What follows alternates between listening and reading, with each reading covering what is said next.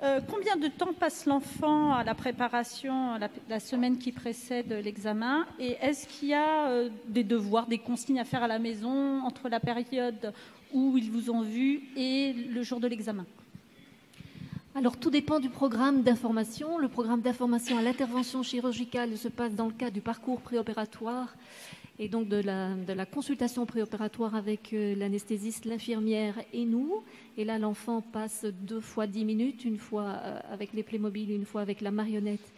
Donc c'est une semaine avant l'examen, les parents voient ce que l'enfant apprend et il n'y a pas de prescription pour le retour à la maison, mais le parent devient un relais d'information en sachant que dire, comment dire et que faire pour être dans cette alliance thérapeutique.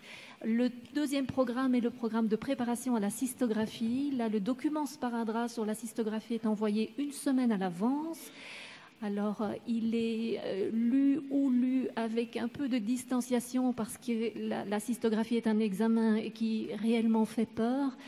Alors, nous reprenons contact avec les parents. Enfin, ils viennent nous trouver une demi-heure avant la cystographie. Là, on remet en scène l'examen et puis il y a donc cette appropriation du rôle pour le moment même.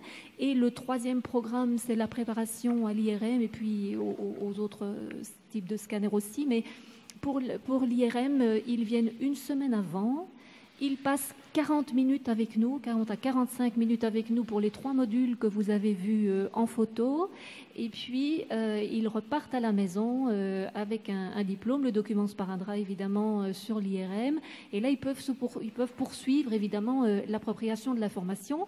Simplement dire que aussi certains enfants, au bout de la simulation, donc au bout des 40 minutes et la simulation qu'ils ont passée de 5 minutes, quelquefois c'est très compliqué pour eux. On a des enfants qui viennent surtout avec des problèmes neurologiques, donc c'est compliqué.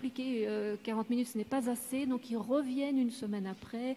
Des fois, ils reviennent une 3e fois encore, vraiment jusqu'à quand on a vraiment acquis la possibilité, la certitude de pouvoir se passer d'anesthésie générale avec des enfants petits. Hein. On fait déjà tout ce programme-là avec des enfants de 3 ans.